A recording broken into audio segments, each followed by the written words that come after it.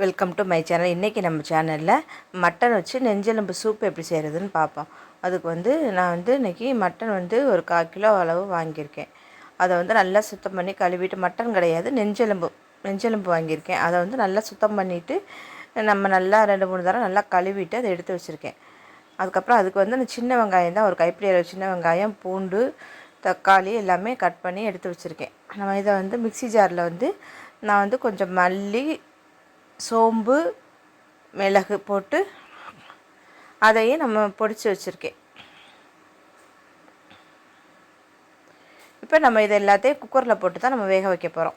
இப்போ நான் அதுக்கு ஒரு குக்கர் எடுத்துகிட்டு குக்கரில் இந்த நெஞ்செலும்பு பாருங்கள், நெஞ்செலும்பு கறி மாதிரியே தான் இருக்குது. விலையுமே கறியோட விலை தான். நெஞ்செலும்பு உடம்புக்கு அவ்வளோ நல்லது, ஹீட்டை குறைக்கும், நல்லா குளிர்ச்சி தர்றது. உடம்பு அசதியாக இருந்தாலும் நம்மளுக்கு அந்த டயர்ட்னஸ்லாம் போக்குறதுக்கு இந்த ஆட்டுக்கறி நெஞ்செலும்பு சூப் வச்சு சாப்பிட்டோம்னா உடம்புக்கு அவ்வளோ நல்லது.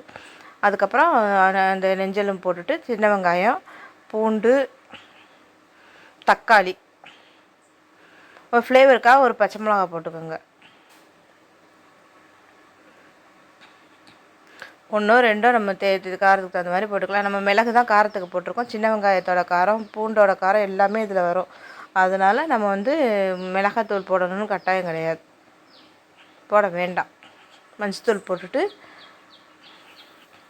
தேவையான அளவு தண்ணி ஊற்றி, நம்மளுக்கு எத்தனை பேருக்கு சாப்பிட, இது ஒரு 4 பேருக்கு சாப்பிட்றதுக்கு வரும். நம்ம தேவையான அளவு தண்ணி ஊற்றி நம்ம குக்கரில் உப்பு போடலாம் வேண்டாம். நம்ம ஃபஸ்ட்டு நல்லா நெஞ்செலும்பு நல்லா வேக வச்சு எடுத்துக்கணும்.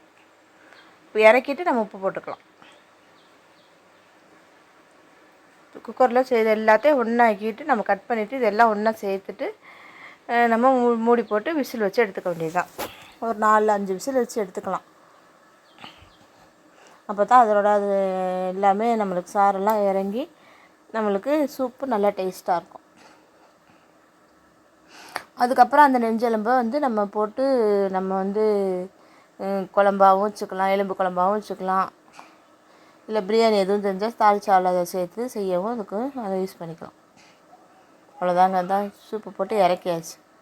நல்லா நெஞ்செலும்பெல்லாம் நல்லா வெந்து வந்திருக்கு. சூப்பு நம்மளுக்கு நிறையா கிடச்சிருக்கு. இப்போ தேவைப்பட்டால் இன்னும் கொஞ்சம் தண்ணி சேர்த்து நல்லா கொதிக்க வச்சுட்டு, காரம் பத்தலை உங்களுக்கு பத்தாத மாதிரி தெரிஞ்சுன்னா கடைசியில் மிளகுத்தூள் கொஞ்சம் போட்டு நம்ம சாப்பிட வேண்டியதுதான். அவ்வளோதாங்க, உடம்புக்கு அவ்வளோ நல்லது. இந்த ஆட்டுக்கறி நெஞ்செலும்பு சூப் நம்ம மாதத்துக்கு ஒரு தரமாவது செஞ்சு சாப்பிடணும். இறக்குனதுக்கப்புறம் தேவையான அளவு உப்பு போட்டுட்டு நம்ம வடிகட்ட வேண்டாம். அதாவது எலும்பு எதுவும் இல்லாமல் நம்ம சூப்பு இதை ஊற்றிக்கலாம். இல்லை நம்ம காலையிலே சாப்பிடணும் அப்படின்னா நம்ம ஒரு பவுலில் ஒரு ஸ்பூன் போட்டு அதை அப்படியே 4-5 பவுலில் செய்து போட்டு நம்ம சாப்பிட்டுக்கலாம். எலும்பையும் எடுத்து கடித்து சாப்பிட்டுக்கலாம். காலையில் சாப்பிட்றது உடம்புக்கு அவ்வளோ நல்லது. நம்ம எண்ணெய் தேய்ச்சி தலை குளிக்கிறோம்ல, புதன்கிழமை சனிக்கிழமையெல்லாம் பசங்க பொம்பளை பிள்ளைய, வெள்ளிக்கிழமை செவ்வாய்க்கிழமை பொம்பளை பிள்ளைய குளிக்க, அந்த மாதிரி எண்ணெய் தேய்ச்சி குளிக்கிற அன்றைக்கி கூட நம்ம இந்த மாதிரி சூப் செஞ்சு சாப்பிட்டோம்னா உடம்புக்கு நல்லது. ஹீட் அதுவும் குறைக்கும், இதுவும் நல்லது. அந்த மாதிரி கூட நீங்கள் செஞ்சு சாப்பிட்லாம். அவ்வளோதாங்க, ரொம்ப ஈஸியான மெத்தடில் தான் சொல்லியிருக்கேன். நம்ம வெங்காயம் தக்காளியை வெட்டி வச்சிட்டோம்னாலே சட்டுன்னு செஞ்சிடலாம்.